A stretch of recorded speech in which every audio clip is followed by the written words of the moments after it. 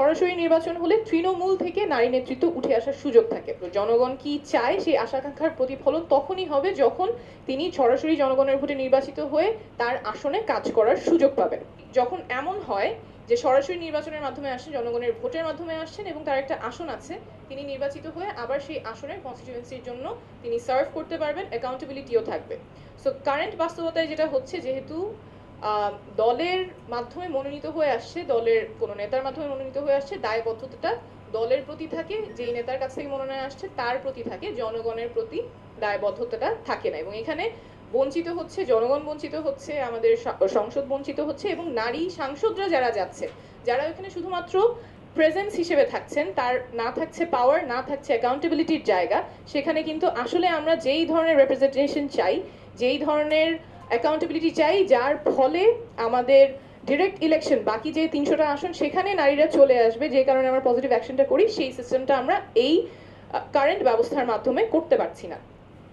So আমাদের প্রস্তাবনাটা যেটা এখানে এসেছে, অবশ্যই যাতে এই সংরক্ষিত আসনগুলোতে মনোনয়ন না হয়ে সরাসরি নির্বাচন হয়। সরাসরি নির্বাচন হলে তৃণমূল থেকে নারী নেতৃত্ব উঠে আসার সুযোগ থাকে।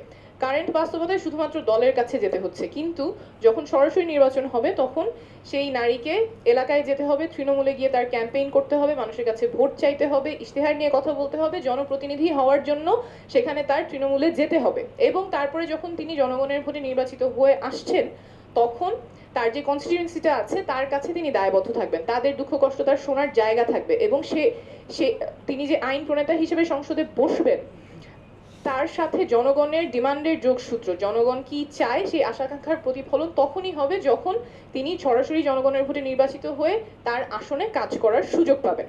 আমাদের যে হায়ার গোল, যে মিনিমাম 25% নারী জনপ্রতিনিধি সংসদে থাকবেন এবং তারা সরাসরি নির্বাচনের মাধ্যমে আসবেন, সিলেকশনের মাধ্যমে না, এইটুকুতে আই উড হোপ যে এভরিবডি উড এগ্রি। পদ্ধতি নিয়ে অনেক আলোচনা হতে পারে। পদ্ধতি যখন আমরা চেঞ্জ করার কথা বলছি, একটা কারেন্ট ব্যবস্থা থেকে নতুন একটা ব্যবস্থার কথা বলছি, তখন অবশ্যই সেখানে ডিসকমফোর্ট থাকবে, সেখানে লস থাকবে, কোনো পদ্ধতি ফুলপ্রুফ হবে না। বাট আমাদের যেটা মাথায় রাখতে হবে, আমরা একটা ইমব্যালেন্স রিড্রেস করছি। আমরা এই সংস্কারগুলোর মাধ্যমে চাচ্ছি আমাদের সমাজে যে ডিসক্রিমিনেশনগুলো আছে, যে ইনইকুয়ালিটিগুলো আছে, সেগুলো যাতে দূর হয়। অর্থাৎ আমরা এখন যে ইনইকুয়ালিটির কথা বলছি সেটা একটা রোগ, এবং এই রোগটা সারানোর জন্য আমাদের ওষুধ প্রয়োজন।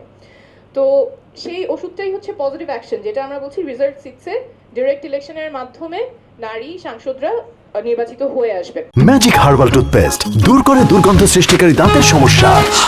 ইয়েস, দেখাও তোমার ম্যাজিক। সেটা আমাদের মেনে নিয়েই তো আমরা, মানে এটা তো আমরা বলতে পারি না যে ঠিক আছে রোগটা অনেক কঠিন তাই আমরা ওষুধ দিব না, বা ওষুধ কি হবে বুঝতে পারতেছি না, but we have to go towards that positive action to redress the inequalities that are in the society. আর শেষ যেটা বলতে চাচ্ছি সেটা হচ্ছে, আমাদের কনসেনসাস কমিশনে এটা নিয়ে আলোচনা হয়েছে, প্রস্তাবনাটা নিয়ে আলোচনা হয়েছে 3 তারিখ, জুনের 3 তারিখ। সেখানে ডিসিশন হয় নাই, কারণ অনেকে ঐকমত্যে আসতে পারেন নাই। এটা আবার আলোচনা হবে 17 তারিখ।